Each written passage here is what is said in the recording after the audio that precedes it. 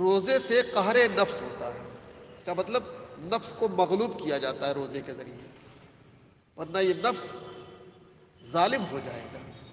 روزے کے ذریعے اس کو مغلوب کیا جاتا ہے۔ تو نفس امارہ کو مغلوب کرنا یہ بڑی اچھی بات ہے۔ نفس امارہ کو کھلی چھوٹ دے دینا کہ وہ دنیا میں فسادات پھیلائے، سمجھ رہے ہیں آپ؟ بہتر ہے کہ اس کو مغلوب کر دیا جائے۔ مغلوب کیسے کریں گے، کیا طریقہ ہے؟ تو روزہ رکھ کر کے نفس کو مغلوب کیجیے۔ شوال کے پہلی تاریخ کو روزہ برا ہے، شریعت تو دونوں دن برا کہتی ہے، لیکن یہ کہہ رہے کہ شوال کی پہلی تاریخ کو روزہ برا ہے۔ شریعت کیا کہتی ہے، کیوں برا ہے؟ اس لیے کہ عید کا دن ایام ضیافت اللہ سے ہے، اور کسی کے ہاں ضیافت کا انتظام ہو، اس دن آپ روزہ رکھ کر کے وہاں جائیں تو ایک طریقے سے یہ چڑھانا ہوگا۔ جی، آپ کے لیے خصوصی ضیافت کا انتظام ہے اور آپ کہیں کہ میں روزے سے ہوں۔ آپ کے لیے ضیافت کا دن تھا، دوشمبہ کو فار ایگزامپل ضیافت کا دن رکھا گیا آپ لوگوں کے لیے، کھانا شاندار پکایا گیا اور آپ نے اسی دن روزہ رکھ لیا، تو یہ کیا ہے؟ ایک طریقے سے توہین بھی ہے، کس کی؟ مضیف کی توہین ہے۔ تو سچی بات ہے یہ ایام ضیافت اللہ سے ہے، روزہ رکھنے ہیں تو آپ اگر رکھیں گے تو یہ ایک طریقے سے مضیف یعنی باری تعالیٰ کی انسلٹ کر رہے ہیں، اس کی ضیافت کی انسلٹ کر رہے ہیں۔ کفر ہو جانا چاہیے، یہ تو حرام ہی صرف ہے، چونکہ توہین مقصود نہیں ہوتا انسان کا، بس خالی تقویٰ میں اولیاء گیا ہے، روزہ رکھ لیا اس دن بھی ٹھیک ہوتا ہے نا۔ بعض لوگ جاہل قسم کے نہیں، اولیاء کے نہیں، ہم تو روزہ آدمی ہیں، کیا آپ تو سال بھر رہ سکتے ہیں جی۔ تو اس لیے وہ کفر تو نہیں ہوگا، لیکن حرام تو ہر حال میں ہوگا۔ کیوں؟ اس لیے کہ مقصود توہین باری تعالیٰ نہیں ہے۔ جسے کہا سے وضو ٹوٹتا ہے اور نماز بھی ٹوٹتی ہے، حالانکہ کچھ نہیں ٹوٹنا چاہیے۔ کہا کیا ہے؟ کوئی ناپاک چیز نکلی ہے کیا منہ سے؟ لیکن وضو بھی ٹوٹ جا رہا ہے، یہ بطور سزا ہے۔ ہونا تو چاہیے تھا کہ آپ کا ایمان ٹوٹ جائے، اللہ کی عبادت کر رہے ہیں اور اب کہا لگا رہے ہیں، توہین کر رہے ہیں۔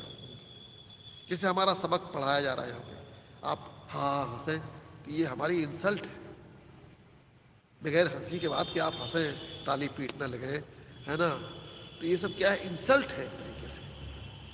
تو آپ بارگاہ الہی میں حاضر ہیں اور کہا لگا رہے ہیں، مطلب بارگاہ الہی کی یہ توہین ہے۔ اس کو تو ہونا چاہیے کہ یہ ایمان توڑ دے، لیکن چونکہ قصد توہین نہیں ہے، لہو لعب کے طور پر یا بے خیالی یا بے توجہی میں دھک سے نکل گیا، ہنس دیا آپ نے، تو کم از کم اتنا تو ہونا ہی چاہیے، کیا؟ روزہ ٹوٹ، وہ وضو ٹوٹے اور ہاں ایمان ٹوٹ جانا چاہیے تھا، لیکن ایمان بچاتے ہیں، کوشش کی جاتی ہے بچانے کی ایمان کو۔ تو ایسی ہے بھی ہے صاحب۔ تو کچھ حسن و قبح ہیں، سمجھ رہے ہیں آپ؟ اصلاً تو اس پہ عقل فیصلہ کر دیتی ہے، لیکن جو شریعت میں بیان کیا جاتا ہے حسن و قبح، اس کو عقل نہیں قبول کرے گی۔ عقل اس کو قبول کرتی ہے، لیکن آپ کو سمجھانے کی کوشش کی گئی شریعت کے دائرے میں۔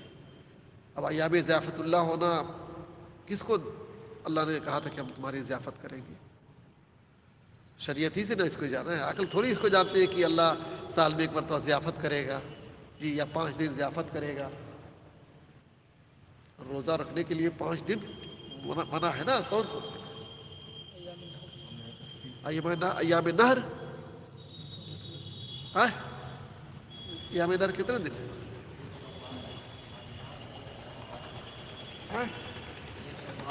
ہاں 10 11 12 4 ہوئے، کل 5 ہے نا؟ 4 ایام تشریق ہے۔ ایام تشریق کے دن ہے؟ ایک چھوٹا ہوا پھر ایام تکبیر تشریق، ہاں ایام تکبیر ایام تشریق 4 تشریق 11 12 13 ایام تشریق ہے۔ एक लिए चार हाँ? 4 हुआ।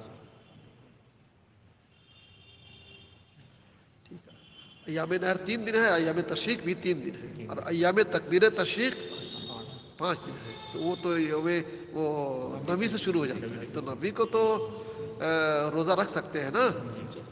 हुज्जाज के लिए मना है नवी को रोज़ा रखना। क्यों? अरफात में खड़े रहना है, दुआ करना है, धूप है, इसलिए हुज्जाज को मना किया गया है कि ना रहे। ठीक है। बाकी इंडिया में हम लोग हैं अपने घर पे, तो 9 का रोज़ा रखना, यौम अरफा का रोज़ा रखना तो बहुत सवाब का काम है। हुज्जाज को मना किया जाता है।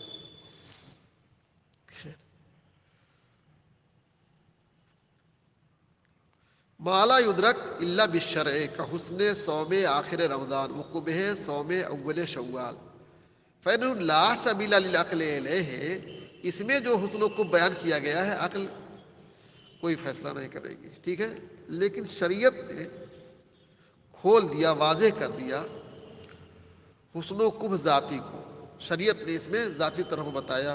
रोज़े में कैसे बताया कि रोज़ा के ज़रिए नफ्स अम्मारा मग़लूब होता है, और ये हुस्न आ गया। और कुब कैसे ज़ाहिर हुआ कि वो अय्याम ज़ियाफ़तुल्लाह से, ये तो खाली शरई चीज़ है ना। कोई ज़रूरी है कि रोज़ा रख करके कोई कांड ना करे? आजकल तो ऐसे ही करते हैं, रोज़ा रख कर, टोपी लगा करके, कुर्ता पजामा पहन के कांड करते हैं लोग। ज़रूरी नहीं है। शरीयत कहती है कि लिहाज करेगा दाढ़ी का, शरीयत कहती है, लेकिन ज़रूरी नहीं है ना। अक्ल की चीज़ जो होगी वो ज़रूरी हो। अगर कोई अकली फ़ैसला है ना तो वो ज़रूरी होता है। शरई फ़ैसला है कि दाढ़ी रख करके कोई कांड नहीं करेगा, है ना। कुर्ता पजामा पहन करके कोई कांड नहीं करेगा। लेकिन आप देखते हैं बहुत सारे कांड, हाँ, मुमकिन ही नहीं, बगैर इसके हो ही नहीं पाता है। कि बाबा शफिया में कोई बम फोड़ना चाहे तो टीका लगा के आएगा, कोई टीकाधारी आएगा। यहाँ तो बढ़िया दाढ़ी रखेगा, टोपी लगाएगा, है ना, नमाज भी पढ़ेगा, तब जाके बम कांड कर पाएगा। और न यहाँ बम कांड टीकाधारी नहीं कर पाएगा। चोरी भी यहाँ कोई मज़ार शरीफ से चोरी कौन करेगा? टीकाधारी टीका लगा करके आएगा, चुरकी वाला चोरी कर पाएगा? फौरन तो लोग पकड़ लेंगे। चोरी करेंगे कौन? दाढ़ी वाले, टोपी वाले, है ना। उस्मान भाई वहाँ बैठे रहेंगे जाके चुपचाप, है ना, तस्वीर लेकर के बैठे रहेंगे, जब देखेंगे सन्नाटा हुआ निकल के। ऐसी होता है भाई। इससे पहले जो चोरी हुई थी वो कुरान शरीफ की, वो शाबान में कुरान शरीफ वहाँ याद करता था। जब लड़के सो जाते थे, इम्तिहान का ज़माना था, दोपहर में सोते थे, तो वो बैठ के कुरान शरीफ पढ़ता था। काट डाला तिजोरी, काट डाला, पैसा निकाल लिया। तो हमेशा इस तरह से होता है। तो मैं कह रहा कि जो शरई चीज़ है कोई ज़रूरी नहीं है। तो ये कह रहे हैं कि रोज़ा नफ्स अम्मारा को मग़लूब कर ही देगा, कोई ज़रूरी नहीं है। वो रोज़ा रख करके भी लोग कांड करते हैं। ठीक है। सुम्बक तलफू, फिर लोगों का इख्तलाफ हुआ। ये हुस्न कुब जो फेल में होता है, समझ रहे हैं आप? मुतज़िला और हनफिया कायल है ना कि फेल में हुस्न कुब ऑलरेडी पैदाइशी तौर पर रहता ही है। फेल पैदा ही किया गया उसी के साथ, और जब पैदा ही किया गया तो अक्ल उसको फैसला करेगी। अक्ल सलीम है तो जानेगी उसको। अक्ल गैर सलीम की बात नहीं करता हूँ, अक्ल सलीम उसका फैसला कर देगी कि अच्छी चीज़ है भाई। जी, हिंदू भी कहते देखो पानी कहीं पर कुआं खुदवा दो तो हिंदू भी कहते बहुत अच्छा काम है। हिंदू भी कहते हैं, सब कहेंगे अक्ल का मामला है ना भाई। रोड बनवा दो, रोड को ठीक करा दो, सब कहेंगे अच्छा काम है।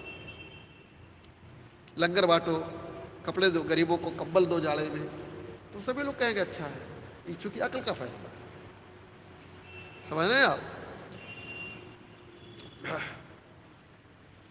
लेकिन किसी मज़ार पे गुंबद बनाओ, ये अक्ल का फैसला नहीं है कि वो सही कहेगी। अक्ल कहेगी ज़ाय कर रहे हैं, उनको साय की क्या ज़रूरत है? अक्ल कहेगी तज़िये माल है ये, इनको क्या ज़रूरत है? चादर लगाओ, ये क्या मतलब है यार? उनको काहे चादर उड़ा रहे हो यार? 15-15 हज़ार की चादर, 20-20 हज़ार की चादर उड़ा रहे हैं, किसको? मज़ार को। अक्ल क्या कहेगी? गलत है, बिल्कुल गलत है। लेकिन शरीयत में आएंगे तो शरीयत कहेगी, इसका हुस्न शरीयत बताएगी। बस कैसे बताएगी शरीयत? कि ये पता चले कि ये बहुत मुमताज़ थे, اپنے علم کے اعتبار سے، اپنے تقوی کے اعتبار سے سمجھے بہت ممتاز تھے، تاکہ لوگ ان کو دیکھ کر کے خود بھی اچھے بنے، تاکہ ہمارا بھی امتیاز ایسی ہی نظر آوے مرنے کے بعد۔ اس طریقے سے حسن بیان کیا جاتا ہے، شریعت بیان کرے گی، امت کو بھی ایسی بیان کرے گی شریعت۔ اس سے اہل علم کی سطوت اور شوکت کا اظہار ہوتا ہے، پھر لوگ علم سیکھنا چاہیں گے، لوگ متوجہ ہوں گے، پڑھیں گے، محنت کریں گے وغیرہ وغیرہ۔ اس طریقے سے حسن کھینچ کے لا کے بیان کریں گے شریعت۔ لیکن عقل جو ہے وہ ایک ہی غلط بات ہے، بالکل بیکار ہے۔ اتنے بڑے جتنا اس میں لگا رہے ہیں، اسی کسی کو کوئی سوٹر دے دیتے، موزہ دے دیتے، چادر دے دیتے ہے، اس پہ پینٹ لگوائے چلے جا رہے ہیں۔ مزار شریف پر نہیں لگ رہا ہے پینٹ، کیا ہے؟ سب فالتو چیزیں ہیں۔ حقیقت تو فالتو ہے، عقل تو ہی کرے فالتو ہے، لیکن اب ہے تو شریعت کے دائرے میں لانے کی کوشش کی جائے گی، ڈیپ میں جائیں گے، بتائیں گے کہ کسی کو کمبل دے دینے سے کیا ہوگا، اس کی زندگی بچا لیں گے آپ، مرنا ہوگا مر ہی جائے گا، مرنا ہوگا تو مر ہی جائے گا نا۔ لیکن یہاں دیکھ دیکھ کر کے لوگ، کتنے لوگ عالم بن جائیں گے، تبلیغ کریں گے کہ حافظ ملت جیسے تبلیغ کرتے تو میں بھی ایسی تبلیغ کروں گا، میں بھی ایسے مدرسہ بناؤں گا، تو کتنا بڑا کام ہوگا۔ کمبل سے کیا ہوگا؟ کمبل دے دینا کوئی گارنٹی ہے کہ آپ اس کی زندگی بچا لیں گے؟ 4 کمبل دے دو، مرنا ہوگا مر ہی جائے گا وہ۔ اس طریقے سے اپنا شریعت بتائے۔ فقال القدماء، تو قدما نے کہا کہ عقل فیصلہ کیوں کرتی ہے؟ ذات فعل میں حسن ہوتا ہے۔ ظاہر سی بات، عقل کوئی فیصلہ کرے گی تو کیوں؟ اس فعل کی ذات ہی میں حسن رکھا ہوا ہے، اس لیے عقل فوراً ججمنٹ لیتی ہے۔ متاخرین کہتے ہیں ذات فعل میں نہیں ہوتا، فعل کی کسی صفت میں حسن ہوتا ہے، اس کی بنیاد پر عقل فیصلہ کر دیتی ہے۔ دیکھ رہے ہیں آپ، بل صفت حقیقیت توجبہ فیہما حسن قم میں، یعنی ایسی فعل کے ساتھ ایسی صفت رہتی ہے، وہ صفت حسن و قبح کو ظاہر کر دیتی ہے۔ اور ایک قوم حکمہ کی کیا نہیں، قبح میں تو صفت حقیقیہ ہوتی ہے، صرف قبح میں صفت حقیقیہ ہوتی ہے، حسن کو اسے سمجھ لیا جائے گا۔ بات ایک ہی ہوئی صاحب، کوئی نئی بات نہیں ہوئی۔ جب قبح میں آپ قبح کو سمجھ لیں گے صفت حقیقیہ کی بنیاد پر، تو اس کے اپوزٹ کو مان لیجئے کیا ہے، وہ حسن۔ جبائیہ کہتے ہیں نا، یہ جبائیہ جانتے ہیں، ایک فرقہ ہے جبائیہ، کون ہے جبائی؟ ابو علی جبائی کے فالوور جو ہیں، وہ کہتے ہیں کہ صفت حقیقیہ کی بنیاد پر نہ حسن ہوتا ہے نہ قبح ہوتا ہے۔ حسن و قبح اعتباری ہے، ہمارے اعتبار پر ڈیپینڈ کرتے ہیں، اعتبار معتبر پر ہے، اعتبار معتبر پر ہے۔ بس ہم نے جس کو اچھا سمجھ لیا اچھا ہے، برا سمجھ لیا برا ہے۔ ایک ہی چیز کبھی اچھی ہوتی ہے، کبھی بری ہوتی ہے، نہیں ہوتی ہے۔ مولانا لسی اس وقت پلائے کوئی تو اچھی نہیں ہے نا، سخت چلچلاتی دھوپ میں آپ کو گرم گرم، اب تو پیتے ہیں کوئی مسئلہ نہیں، کافی تو پی لیتے ہیں، کوئی مشکل نہیں ہے، پیتے ہیں لوگ، گرمی گرمی کو مارتی ہے کہتے ہیں، لیکن لسی نہیں پی رہے لوگ۔ خیر، تو کریے اعتباری ہے صاحب، حسن و قبح کیا ہے؟ حسن و قبح اعتباری ہوتا ہے، اعتبار معتبر پر ہوتا ہے۔ ہماری اور آپ کی عقل جس چیز کو اچھا سمجھ لے اچھا ہے، جس چیز کو برا سمجھ لے برا ہے، اعتبار معتبر پر ہوتا ہے حسن و قبح۔ ہمارے کیا ہے؟ والحق عندنا، ہمارے نزدیک، حنفیہ کے نزدیک کیا ہے؟ عام ہے، الاطلاق العام۔ کبھی واقعی ذات فعل کی بنیاد پر حسن آتا ہے، قبح آتا ہے، کبھی صفت حقیقیہ کی بنیاد پر قبح آتا ہے، اور کبھی اعتبار معتبر پر ہے۔ یہ بیلنس بنا کے چل رہے ہیں، اعتبار معتبر پر ہے۔ جیسے اب 1:30 بجے کے بعد بھی پڑھانا ہم کو اچھا لگتا ہے، یہ اعتبار معتبر پر ہے۔ جی ہو سکتا ہے کہ مقدار زیادہ ہے، لا پڑھا دیں، کچھ تو ہو جائے گا، اعتبار معتبر پر اچھا لگ رہا ہے، ٹھیک ہے۔ آپ نے بھی سوچ لیا کہ نہیں پڑھنا چاہیے، ختم ہو جائے مقدار تو جلدی سے ایک لائن پہ لگ جائیں گے، اعتبار معتبر پر ہے، لیکن ضروری نہیں کہ اس کو سب اچھا ہی سمجھے۔ جی یہ کوئی ضروری ہے کہ سب پڑھ بے کریں یار؟ دو چار پڑھ لیا، دو چار ورق پڑھ لیا، اس کے اعتبار سے اب اگلا بھی پڑھ لیں گے ہم.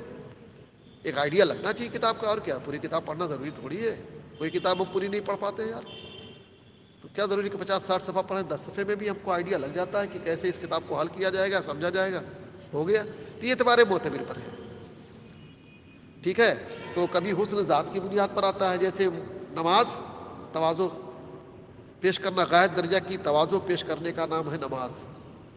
غایت درجہ کی تواضع، عجز و انکساری، تواضع عجز و انکساری پیش کرنے کا نام ہے نماز، غایت درجہ. تو ایک منعم کے لیے یہ فعل حسن ہے. سبھی کہیں گے کہ جو آپ کا منعم ہے، جو آپ کا محسن ہے، اس کے لیے غایت درجہ تواضع پیش کیجیے. اس کے سامنے عجز و انکسار بنے رہیے، سراپا عجز و انکسار بنے رہیے آپ. کیوں؟ آپ کا محسن ہے وہ. جی. تو یہ ذات فعل کی بنیاد پر ہے. آپ نماز جو پڑھتے ہیں، ایک ایک فعل میں سے تواضع جھلکتی ہے، عجز و انکسار جھلکتا ہے. ناک رگڑ رہے جا کے آپ، ٹھیک ہے. یہاں بولا جاتا ہے ہاں ناک رگڑتے ہیں جا کر کے، تب بھی نہیں کچھ ملتا یار. تو ہم باری تعالیٰ کی بارگاہ میں اپنی ناک بھی رگڑتے ہیں، پیشانی بھی رگڑتے ہیں. جی. گھٹنے ٹیک دیتے ہیں جا کر کے. ارے گھٹنے ٹیک دیا جناب انہوں نے ہمارے پاس آ کے، مطلب عجز و انکساری کی حد کر دی یار، گھٹنے ٹیک دی آ کے. اور کبھی کبھی یہاں تک بولتے ہیں اب ناک رگڑی آ کر کے میرے یہاں. اس نے تو ناک رگڑی ہے. تو گویا یہ ناک رگڑنا، پیشانی رگڑنا، گھٹنے ٹیکنا ہے نا، یہ سب کیا ہے؟ عجز و انکساری کا اعلیٰ نمونہ ہے. عجز و انکساری کا اعلیٰ نمونہ ہے. فلا يرد النسخ علینا، پھر ہمارے اوپر نسخ کا اعتراض نہیں پڑے گا. نسخ کا اعتراض نہیں پڑے گا مطلب کہ ہم کہیں منسوخ ہے، نہیں، یہ فعل حسن ہے لغیر ہی ہم کہیں گے، یا اعتبار معتبر کی بنیاد پر حسن ہے، اصلاً حسن نہیں ہے. یہ ناک رگڑنا اصلاً حسن ہے نہیں ہے اصلاً حسن، لیکن لغیر ہی دیکھا جائے تو حسن ہے. اصلاً نہیں ہے کہ اس کا چاہے جہاں آپ ناک رگڑیے، پیشانی رگڑیے تو حسن ہے. کفر ہو جائے گا کہیں کہیں جا کر کے. سمجھائیں گے نسخ کو، سمجھائیں گے آگے.